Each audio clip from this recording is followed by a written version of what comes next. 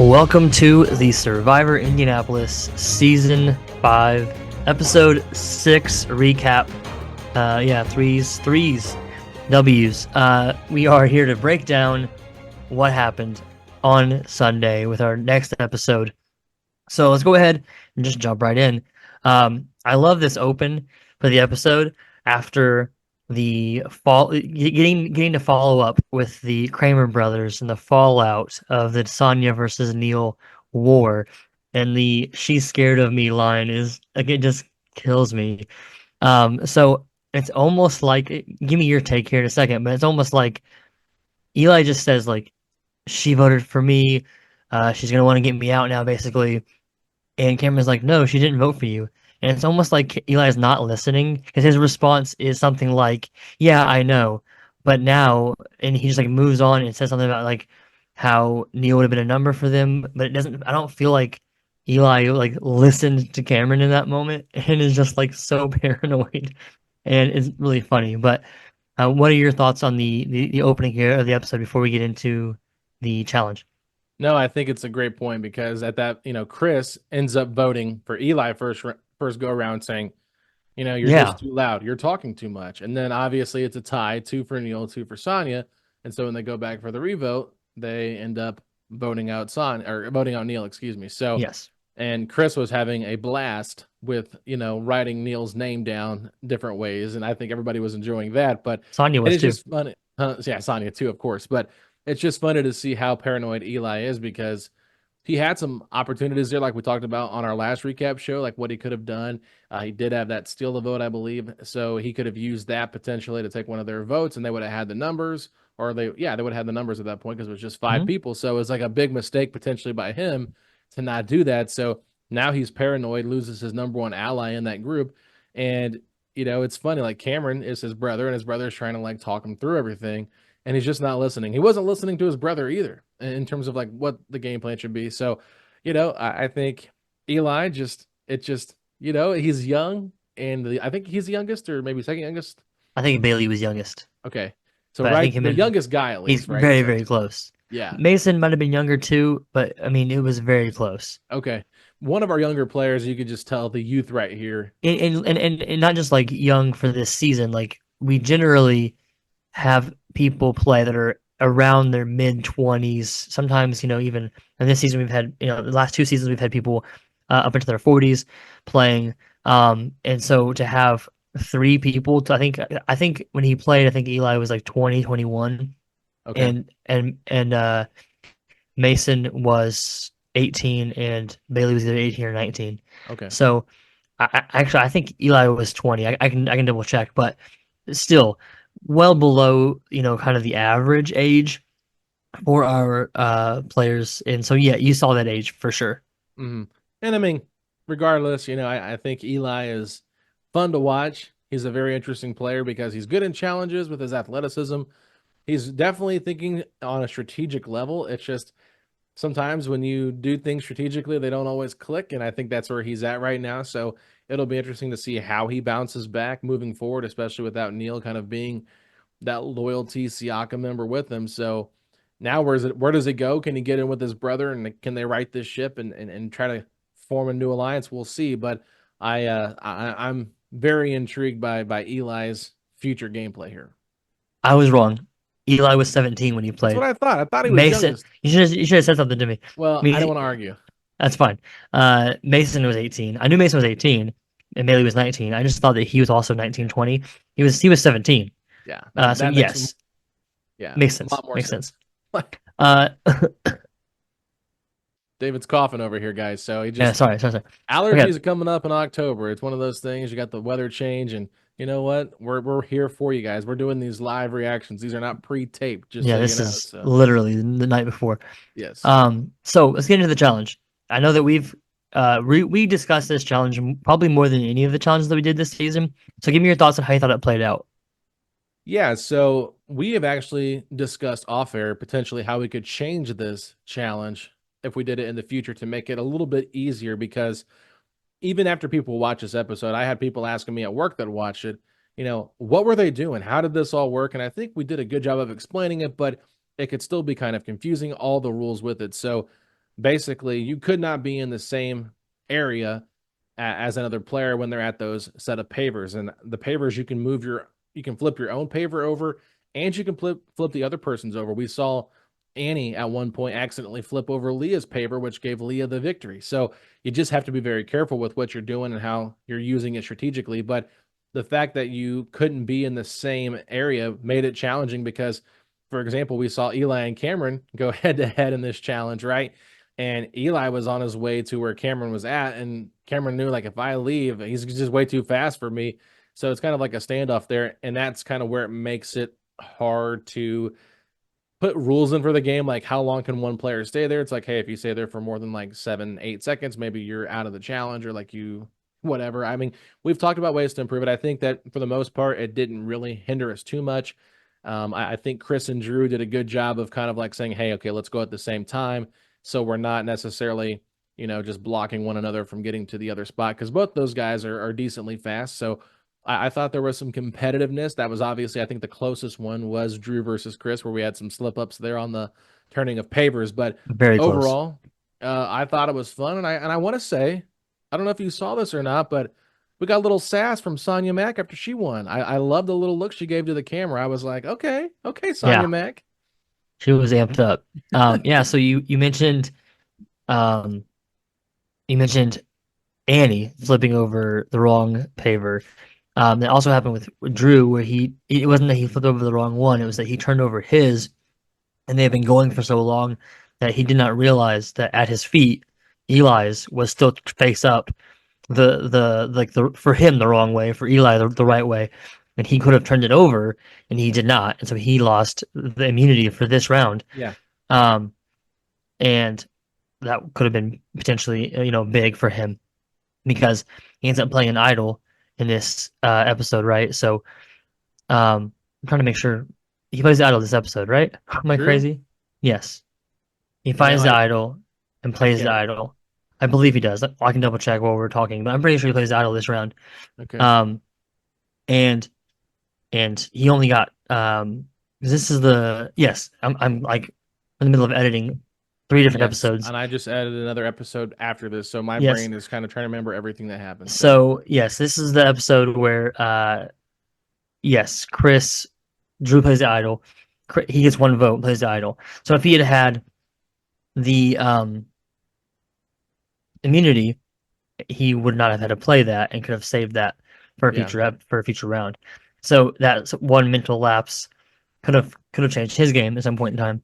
Hmm. Um, love the slow motion shot we got of the match between Drew and Chris. There's a lot of Hmm. times where you can just see we don't have professional camera work. We don't have the quantity or the quality of the production that Survivor proper has. There have been several times this season where I've been thoroughly impressed with our team. Yeah. Mason's diving grab a few episodes ago, and getting this shot in the slow motion between Chris and Drew as they run back and forth and try to flip over each other's things, and they're both slipping and falling and like fumbling it because they're in such a hurry. And I called it for Drew in the moment, like live. And remember when I first edited this, I was like, oh, I don't know. It's really close. Let me slow it down and look. And there is a frame, if you go frame by frame, there's a frame where uh Chris has his palm on the top of Drew's tile, getting ready to flip it, and Drew has his palm on the top of his own that he had just flipped. So both are face up at the same time, and I was like, okay, good. Like I had I had the right call. I didn't mess anybody over or anything like that. And the replay, it is super close in the replay, and it's very slowed down, and it's still like so close because it's so funny to watch because like they're both like trying to grab the tile as they're sliding through the grass and like flipping the tile over. It's pretty fun. And I think the only thing that I would change, I mean, we have discussed some things that we could do better in the future to change it. And I won't spoil those just in case we ever do that challenge in a year or two. But one of the things I think we should have done for this format of it, is to have some kind of like a hula hoop or something, some kind of a ring around the area, so it was a more clear distinction of like where exactly can one player be and not two. right? Because like Chris, he asks, you can hear him ask in the episode, "Can I lead out? Like, can I leave my pair of pavers and head towards the next one?" And I was like, "Yeah, I mean, I don't know why not. You just can't both be at the next set of pavers together." But it becomes kind of muddy when there's no like clear line.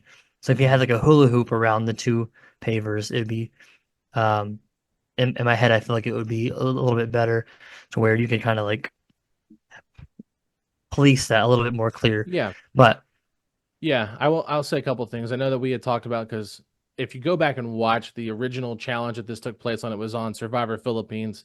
It was a reward challenge, yeah, and I believe it was like Penner's team versus Malcolm's team, and it was pretty interesting, and Malcolm is much quicker than Penner, obviously, and you could just tell like when I was watching this, I mean, I'll be honest, I'm watching it on my phone here on the replay, and I'm like, I'm exhausted watching these people run as much as they have to run. Like this is a very, challenge. It requires a lot of endurance. So yeah, it was a weird, like the way we kind of set it up to it's like where your starting position was, you had to go back that pathway to get to the, basically if you're looking at a baseball field, right? You're at home plate where you start hmm out, but you don't have to go first, second, third home to in that pattern. You can go to third from home, but you cannot go from hmm third to first. So yeah, trying to break that down for people that maybe don't understand the greatest like the way we set it up, but that's kind of how I looked at it. So you had to go back to home to get to first, which can slow you down. So that's why Chris was like, "Do I have to go all that way back that way just to go back where I came from?" So it's definitely made it difficult. But I agree with you though. We had some really good footage of some of these competitions between two people, and to get things started off right, got to go back to last episode. Annie and Chris go to Advantage Island. They find out, okay, here's a clue to where the next advantage is. And of course, yeah, Leah somehow knows yeah. what's happening again because everybody just wants to tell everything that happens. And Everything to hey, everybody. everybody's like, hey, we just got some information on where an advantage is at. Let's get it. Instead of anybody just trying to do it for themselves and be subtle, everyone's just being bold and saying, hey, you know what? I don't care if anybody knows what I have. So they both get advantages right before the game even starts. Yep. And you could just see the frustration from Chris. He I was don't think it so was shown frustrated. on camera, but Chris, I think he knew, like, okay, I feel like my back's up against the wall. I have this advantage potential where I can get one, but Annie and Leah were the first matchup, and I'm pretty sure Annie told Leah where it was at. So all of a sudden, Leah looks underneath the cone. Boom, she's got the advantage, and now Chris is just, SOL. So it's just one of those hmm things where I was like, man, good for Leah, especially if Annie is in her alliance, and good for her to tell her that, and so they can kind of block Chris from getting it. But what a bummer for Chris not Yeah, to be able to get it, and especially since he was the one that won immunity, got to go out there, get this information, and can't even put it into play. And like you said, you cannot go after it until the challenge starts. So Chris couldn't have just walked up there and grabbed it before the challenge started because he wasn't participating. So yeah, a bit of a bummer there for him. But I think that once again, we'll see how this all plays out because when you know information, it it can kind of hurt your game sometimes. yeah. So I think we're good to move through the challenge. It's definitely worth noting that, of course, we have Leah and Annie grabbing advantages. I don't think we have in this episode. I don't know if we know what Annie got. I mean, That's I true. obviously know, Yeah. but I don't know if they have said it in the episode. Although Leah in her voting confessional does show that she got an idol, um, but we don't know what. I don't think we yet know what Annie got, so I don't want to say it just in case we didn't Okay. see that in the episode. I watched the episode, but I also have watched 7 and 8 recently, and so now it's all kind of blurring together a little bit. I watched all Yeah. three of them today. So, speaking of advantages, though, we have the players go to lunch. Before they went to lunch, I gave them a little clue. I didn't say it was a clue. I just was, am I talking about lunch? Mentioned chips like 3 or 4 times. And so when they went into the house to get lunch, Drew went right for the chips, and there was an idol hidden at the bottom of a bowl with bags of chips in it. And funny, I have not had a chance to break down Drew's game yet and talk to him personally yet, but he left the trappings of the idol behind, and Eli found it, and his reaction is fantastic. Just Mhm. like, what is this? Like, just complete confusion. Like, which is funny because like he's had an advantage in the game before, He currently has one, right? But he hasn't had an idol. So he's like, this is just a random piece of paper in a bag. Whereas like the advantage he had earlier was the same kind of sack, but it had paper, like a white piece of paper in it, like this. If I can, there you go, like paper, Yeah. versus the more like tan faded burlap type like voting's paper kind of thing that the idol had been wrapped in that Drew left behind. So he was very confused, and that's just a really fun moment. And I'm happy we were able to get that on camera, even though we were not able to get any strategy time on camera for this round, which is Yeah. unfortunate. Yeah, it made the episode a little bit shorter. It was kind of like watching an episode of The Office on Peacock without the commercials, right? That's kind of what these episodes felt like without having Hmm. the strategy involved. But I will just say this, my man Eli, that was great footage you gave us trying to figure out what happened. But if I'm going to give you any advice as a 17-year-old young man, if your glasses are falling down, Yeah. maybe use your pointer finger to push them up instead of that middle finger because Hmm. I thought there's a couple times you were pretty upset with me, and I'm like, okay, man, like, well, what did I do to you? I'm just watching this show, man. You don't got to keep flipping me off, okay? So, Yeah. um, multiple times throughout this episode, I continue to see him do that. I'm just like, okay, maybe this will be a good eye opener for him to go back and watch this to be like, oh man, I look like that. Like we almost use it as a thumbnail for this episode. So, I thought about decided it. not to get censored, right, and get in trouble, but my man, we love you. We appreciate your playing, but let's keep it G-rated. This is a family show. We don't want people Yeah. getting upset here. Use multiple fingers at least. I don't Yes. know. So the behind the scenes story of part of I have been able to get some information from players as to the strategy of this round. And what it sounds like is people were really hungry and started eating and started to like put their guard down and kind of stop talking game for a little while, which is funny because I tried really hard to push the like you're not going to have time to sit and eat and be out of the game and then come back and have 15 minutes of 20 minutes of talking time. It's going Mhm. to be all one thing. You're going to eat and talk. And I'm not going to give you bonus time. So you're going to have like 20-ish minutes to eat and strategize at the same time. So I don't know. That may have been a part of Chris's demise. He didn't feel like it was like I've talked to him. He didn't feel like it was the reason why he lost. He had a target on his back. He'd won some stuff and been good in challenges, and everyone knows that people that know him and the people that played with him in the game can see how charismatic he is. So he was going to be a threat anyways. But I do think that like a round of play like this, where things are a little bit more rushed or kind of chaotic because it's the merge, it's the first vote with all these people together. So I think rounds like that are going to lean towards being just like who's the easy person we can all agree is a big threat, and that in this round that happened to be Chris. So Mhm. I think that's kind of what I've heard happened. Now, of course, um, maybe the people that I talked to weren't getting all of the information. So like the people that told me, oh, people didn't really talk a whole lot of game during lunch. Well, maybe they were talking game, they just weren't talking it when you were around. Yeah. So you know what I mean. So that could be true. I only talked to a few of the players. Um, I have started doing some like postseason interviews, and we'll drop those once the season finishes airing, so that we can go ahead and spoil everything, and it won't be a spoiler because it'll all be out. But Mhm. yeah, so it's a possibility that they just weren't giving them the information, but that they were talking when they weren't around. But I mean, it is a typical merge boot is like a guy like Chris, a guy he's the Caleb, like from 45, right? Yeah, Like 45. it's like He should have he's played a he's shot in the he's dark. gonna win. He's gonna win. Like vote him out. So that's what happens. Yeah, a couple things here. I mean, you talk about Chris, right? And what he said in his exit interview was, like I'm one of those guys that I was knowing like I wasn't trying to have much strategy. And we kind of saw that. We've been asking all season long, like, what is his thought process with these votes? Like Yeah. even the vote for Eli last episode, it was like really random. Like didn't seem like he was in like any alliance with anybody.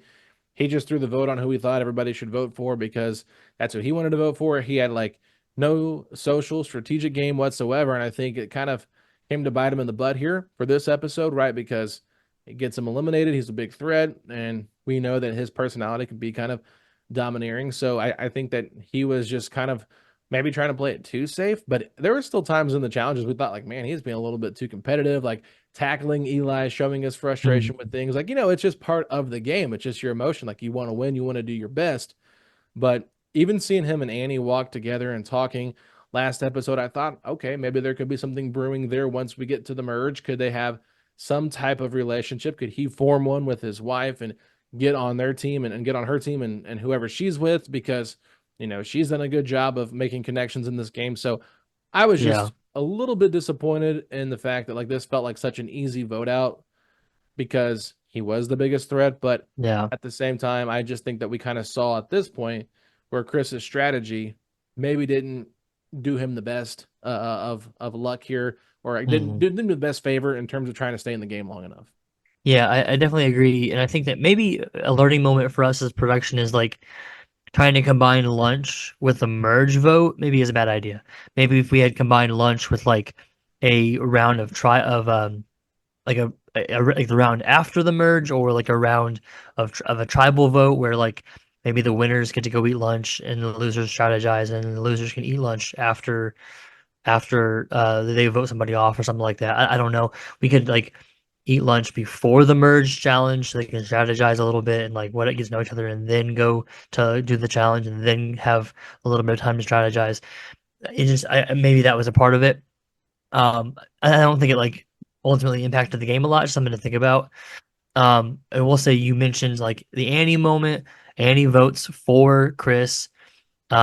Moretta on original Shebway with Chris votes for Chris. Sonya does not, and the one vote for Drew. Then original Siakam, Eli, but Drew votes for Chris. Mm, Cameron votes for Chris. Um, and for Cameron and for Annie, or not Annie, Moretta. Moretta, Those yeah, are original tri members of Chris. Leah votes for Chris. So there must have been an obvious consensus. Chris votes for Annie, and Sonia votes for Drew. So two like random offshoot votes, and everyone else is for Drew. And I find it really, for sorry, it's not for Drew, for Chris. And I find it interesting. So um, we've already seen Drew voice concern over an all-female alliance. He had to play an idol last episode because of the fact that the girls on his tribe, when they could not vote off Moretta, voted for him over. So it was Leah, and they weren't all even because like, well, maybe no, yeah, they were all original Siakam, but yeah, Adrian, Annie, and Leah yeah, just chose each other over him. So he's already seen that those three girls are going to stick together. He voted off Adrian, sure, but it just was interesting that they so quickly and easily voted off Chris, who was an easy target to get at almost any point in time. Um, and it's something to keep track of for other people's games coming up later. And I don't just mean like the guys; I just mean anybody really, because um, it's like if you were so easily able to get six people to vote for the same person across tribal lines, that to me is like, okay, that guy you can get out at any point in time then. hmm So why do it now when you could? So like the people that we know, that the audience may or may not know, that get voted off the next 2 or 3 episodes, those people did not benefit from voting Chris out, right. right? Yeah, So I mean, and that's interesting. why it's a good point you bring up because Drew didn't make that comment. I feel like they were so loyal to Siakam at some point that it kind of blinded them from playing the actual game. Because Hmm. if you would have got all Yeah, the guys to align there, right?